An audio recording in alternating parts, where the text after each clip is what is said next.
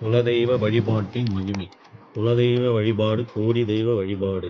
சுக்குக்கு மிஞ்சிய மருந்தும் இல்லை, குலதெய்வத்திற்கு மிஞ்சிய தெய்வமும் இல்லை. குலதெய்வத்தை வணங்கினால் கோடி நன்மை உண்டு. குருவை மறந்தாலும் குலதெய்வத்தை மறக்கக்கூடாது. குலதெய்வத்தால் ஆகாத காரியம் எதுவும் இல்லை. குலதெய்வத்தை வணங்குங்கள். உங்கள் வம்சத்தை காக்க முதலில் ஓடிவரும் உயிர் தெய்வமே குலதெய்வம்தான். வாழ்வதற்கு காற்று எவ்வளவு முக்கியமோ அதுபோல் குலம் தழைக்க குலதெய்வம் மிக முக்கியம். நம் இஷ்ட தெய்வம் என்னதான் சக்தி வாய்ந்த தெய்வமாக இருந்தாலும் முதலில் குலதெய்வத்தையே வணங்க வேண்டும். குலதெய்வங்கள் கர்ம வினைகளை நீக்க வல்லவை. குலதெய்வம் நமக்கு எளிதில் அருளினை தரும். மேலும் மற்ற தெய்வ வழிபாடுகளின் பலன்களையும் பெற்றுத்தரும். குலதெய்வம் பெரும்பாலும் சிறு தெய்வமாகவே காணப்படும். ஆனால் அதன் சக்தி அளவிட முடியாது. குலதெய்வம் என்பது நமது முன்னோர்களில் தெய்வமாக மாறிவிட்ட புண்ணிய ஆத்மாக்கள் ஆகும். இந்த புண்ணிய ஆத்மாக்கள் தங்களின் குலத்தினை சார்ந்தவர்களை கண்ணும் கருத்துமாக பேணி காக்கும் வல்லமை படைத்தவை. எனவேதான் அந்த தெய்வங்கள் குலதெய்வங்கள் என்று சிறப்புடன் அழைக்கப்படுகிறது. ஒருவரது குலம் பால் போல் தழைத்து அருகுபோல் வேரூன்ற வேண்டுமானால் குலதெய்வ வழிபாடு மிக மிக முக்கியம்.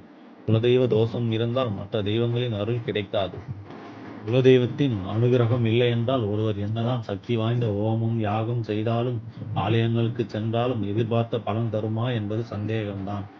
இந்த குலதெய்வ வழிபாடு மனிதன் இல்லற வாழ்க்கைக்கு தேவையான பலன்களை அளிக்கிறது. குலதெய்வ வழிபாட்டை எவர் ஒருவர் ஒழுங்காக செய்து வருகிறாரோ அவர்களை எந்த கிரகமும் ஒன்றும் செய்துவிட முடியாது. குலதெய்வத்தில் அப்படி ஒரு சக்தி உள்ளது. குலதெய்வத்தை மறப்பது பெற்ற தாய் தந்தையை மறப்பதற்கு சமம். குலதெய்வ வழிபாட்டினால் தீராத நோய்கள் தீரும். கல்வி, திருமணம், தொழில் விருத்தி, குழந்தை வரம் பெறுவது முதலிய பயன்களை பெறலாம். குலதெய்வத்தின் அருள் இல்லை என்றால் இந்த வீட்டில் நீங்கள் எவ்வளவு பெரிய மகானை வைத்து பூஜை செய்தாலும் புண்ணியமும் கிடைக்குமா என்பது சந்தேகம்தான். குலதெய்வ வழிபாட்டை ஒழுங்காக செய்து வந்தால் நவ கிரகங்களும் துணை நிற்கும்.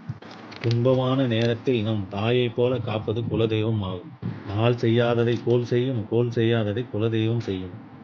குலதெய்வம் எக்காரணத்தை கொண்டும் சாபமிடாது. நம்மை சார்ந்தவர்கள் ஒழுங்காக வழிபடவில்லையே என்று மனது வருத்தப்படும்.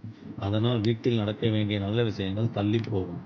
குழந்தையும் தெய்வமும் கொண்டாடும் இடத்தில் என்பது பழமொழி. ஆம், யார் தம்மை மகிழ்ச்சியுடன் கொண்டாடுகிறார்களோ அவர்களிடம் குழந்தைகளும் தெய்வங்களும் சென்று சேர்ந்துவிடும்.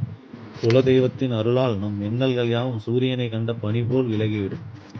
நாம் நம் குலதெய்வத்தை வணங்கும் போது நமக்கு வரும் வினைகள் இன்னல்கள் யாவும் நல்வினையாக மாறும். குலதெய்வத்திற்கு அப்படி ஒரு சக்தி இருக்கிறது.